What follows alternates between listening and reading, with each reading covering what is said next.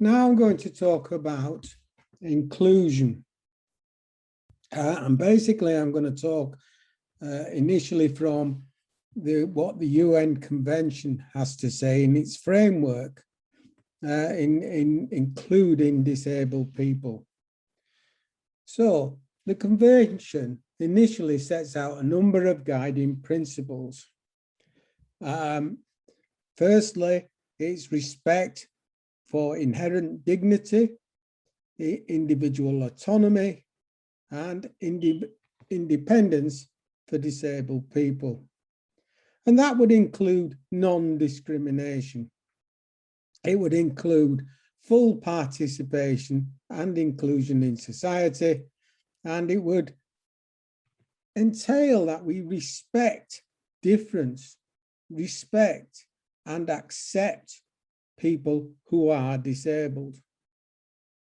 Of course, this would also mean equality of opportunity, and opportunity in terms of every field of human life.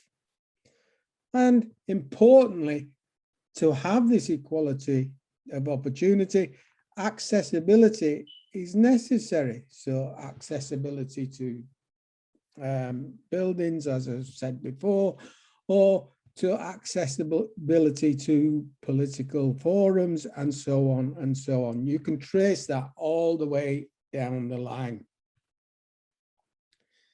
And linked into this is a number of human rights issues. So the UN Convention recommends that it should be equal recognition before the law. So discrimination has to be abolished. Disabled people have the right to life, right to liberty, and right to security, and should be free from maltreatment, abuse, exploitation, and violence, which they are constantly recipients of at this stage. There's also included is the right to movement, mobility, and more importantly, independent living.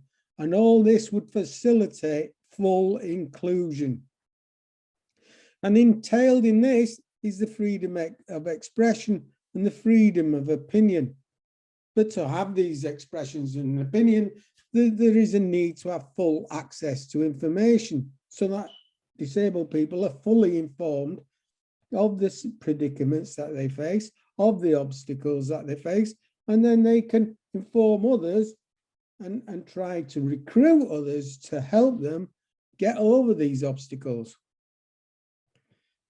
And of course, as I've said earlier, it should be about full participation in political and public life.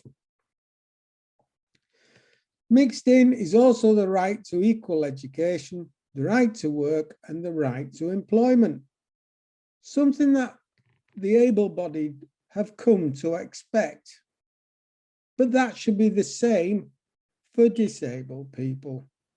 Disabled people can become educated, can become intellectuals, can inform the rest of the world. Disabled people can work, should work, if they want to work.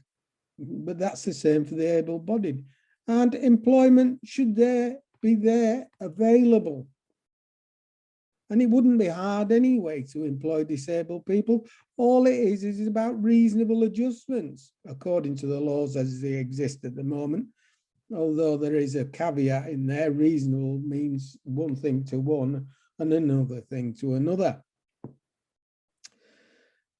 And of course, disabled people should have the right to an adequate standard of living.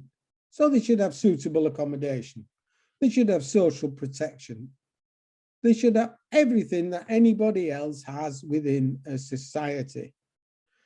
So if all those are granted, that would be the first step towards achieving disability justice, which I will discuss further in another clip.